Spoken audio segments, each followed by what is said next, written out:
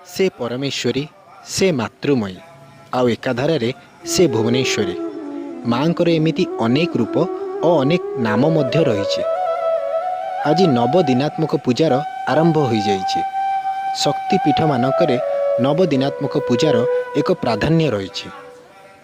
कटकर अधिष्ठात्री देवी माँ कटक चंडी पीठरे आज नवदिनात्मक अवसर में प्रथम दिवस माँ को उग्रतारा भेषरे सुसज्जित करा जायथिला। सेवक माने समस्त नियम और नीतिकांति अनुसार माँ को आज यही दिव्य भेषरे सज्जित कराइथिले। तेबे चलंतु माँकर उग्रतारा भेष को दर्शन करिबा।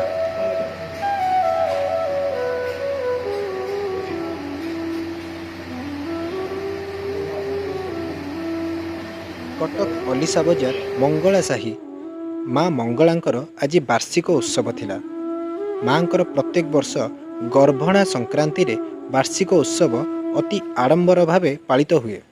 एथिरे 2000 भक्तों पई प्रसाद सेवन और माँकर मंदिर सम्मुख में भजन समारोह सहित साहिर समस्त गलीकंदी रे लाइट सजासजा होता है। किंतु चलित वर्ष कोरोना महामारी पई माँकर एथर समस्त पूजाकांति अत्यंत सरल भाव में समापन होता।